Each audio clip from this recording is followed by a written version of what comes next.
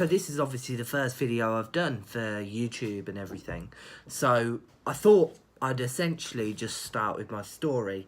Now, if any of you know me, you'll know that I have a story with mental health, and that's exactly what my channel and my social media platforms are all going to be about.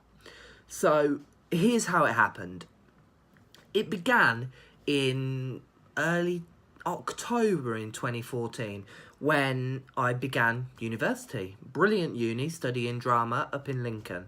Now, as you can imagine, I'm from Northampton. So from Northampton to Lincoln, you're looking at around 70 miles. And there was never a direct train, so it was a long time to get to and from. So I was quite far away from my family.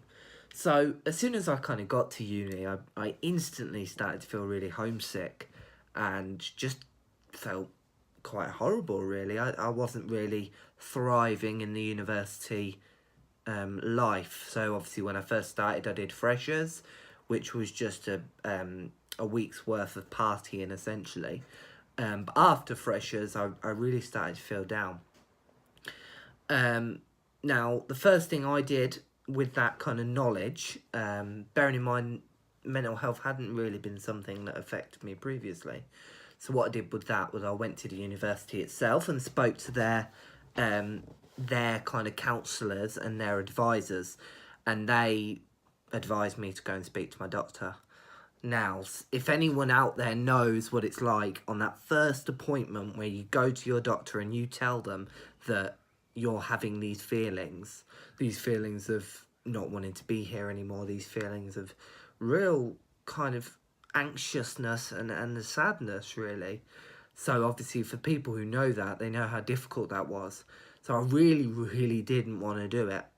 And something that always kind of affected me early on was I didn't want people to judge me. And I didn't want people to think I was just making it up for attention. And I know from experience and from other people's experiences that a lot of people feel that a lot of people judge them and feel like they're making it up, which I think is really quite horrible. Anyway, so I went to the doctors and essentially they handed me some antidepressants and said, just go and take these. So I took those pills and I went home. I went home and I sat in my room. So this wasn't home, this was in Lincoln. So this was my kind of Lincoln home. So I went to Lincoln home and I just sat and I was staring at these pills for ages, looking at the long list of effects of it, essentially. So side effects. And they didn't give me any sort of idea of what it was or why I was feeling this way. So they just handed me these pills. Now, if we think about it from then, if we then skip forward 6 months, I'd gone back to the doctors consistently about once a month for 6 months. And each time they'd given me a new kind of medication, all of which were antidepressants, ranging with different kinds. Some were antidepressants, some were more focused on the anxiety. It was very much of a range. And then they also put me on the list for counselling. Now, if anyone knows, the NHS counselling system is a very long and tedious kind of entrance into it. So it takes a lot of effort and a lot of time for people to get on that list and then to actually receive counselling. I then continued to go back while I was getting all these meds, and then eventually, probably about, I would say about a year later, they diagnosed me with depression. Now, while all this was going on, I was speaking to my university and I was telling them how I was feeling, and they offered me counselling within their kind of advice network. So that was quite nice. I went counselling the first time, I just didn't click with their counsellor, and then I got re-put on the list. So this is the university list, and they gave me another one. Lovely lady, really helped me, and we spent probably 6 or 7 months kind of talking and going through what I was feeling. And she knew the NHS system, so she was concerned that I wasn't getting kind of the best help. So after a few months, we eventually decided that we would challenge the doctor's decision of my diagnosis of depression, and pushed it to get a meeting with the mental health specialist. So someone that's not a GP, someone that specialises in the conditions of mental health. Now, throughout this time, I was thinking, oh, depression? Is it really depression?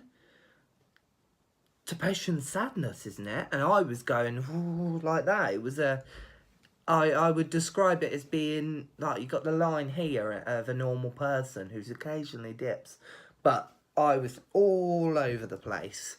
Now, we got this meeting with the I think it was a psychiatrist, with a specialist anyway, at the Lincoln Hospital.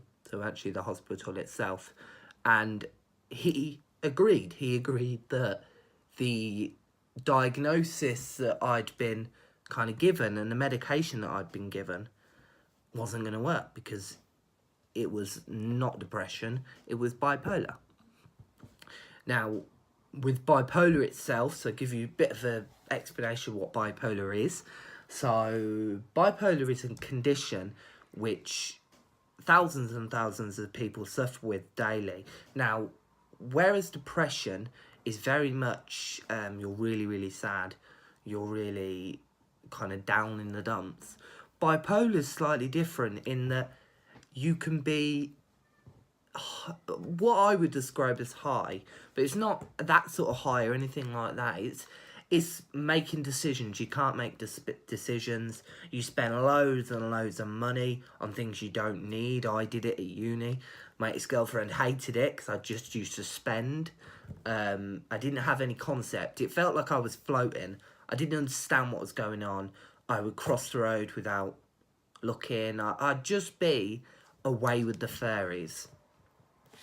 And you've got two different kinds of bipolars, which means one bipolar means you're more kind of above the normal line.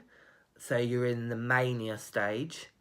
And one bipolar, and that means so you're in the mania stage more often. And the other bipolar means you're in the depressive stage more often. So obviously it's not that you're always in the mania, you still drop below, but more often you're up high than down low. Now I'm the opposite. I'm more often down low than I am up high. But I have the highs. I struggle even to this day with the highs.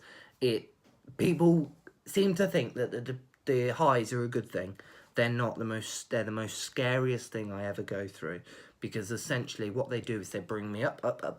I go, essentially just go a little bit crazy, if I'm honest, and just start to talk really fast, see things, hear things, do stuff that my body can't take, do extreme amounts of exercise, which if anyone knows me would know that's not me at all. So it's important that it can be dangerous whichever kind of area you're in. Now,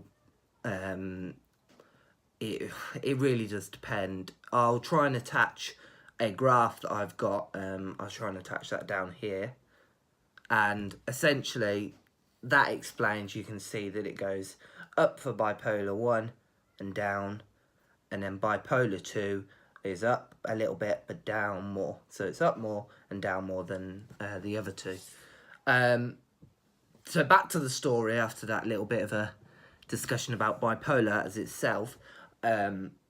Once I'd been to the psychiatrist, he agreed, he gave me the diagnosis. I didn't know what to think.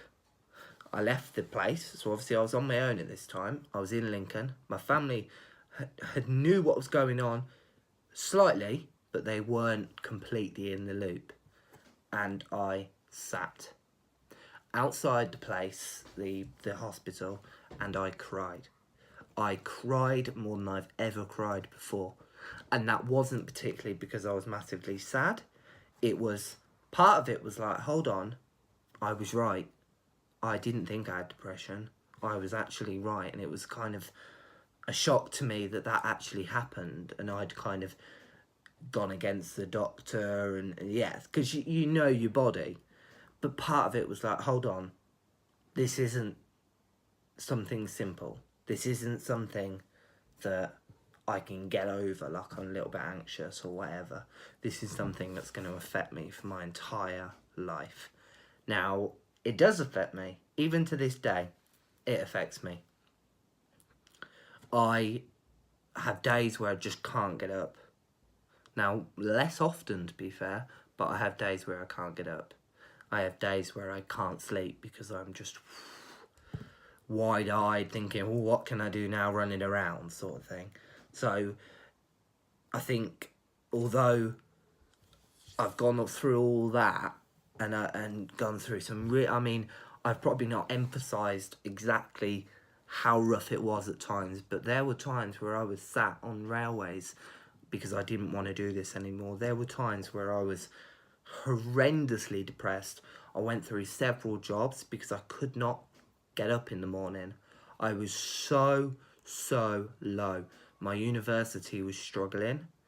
My university went absolutely downhill from the moment that I realised something was wrong. So from first year, I mean, if anyone's watching that was at my university, they would know that I tried to quit lots and lots of times because I just couldn't handle it. Scary. It was just scary. And I was very isolated by it because I didn't want people knowing. So I didn't tell my family until later on. I didn't tell my friends until later on. I kept it a secret. I had a partner at that time. I didn't tell her. So it was very difficult. But I finished my degree. I got a degree. So there's the kind of good news from it. So yeah, so that's my story. That's my mental health story, at least. I've got other stories about other bits of detail which I'll release at other points. But thank you so much for watching. I know it's been a little while, and I understand that people are struggling. So my kind of aim, as it were, is to enhance people's lives and to help people get through these times. Because like me, you can get through it. I never thought I'd get through it. And this kind of bit is for people. I'm here for people that think they can't get through it. Because you can. I promise you. My story says you can. So you can.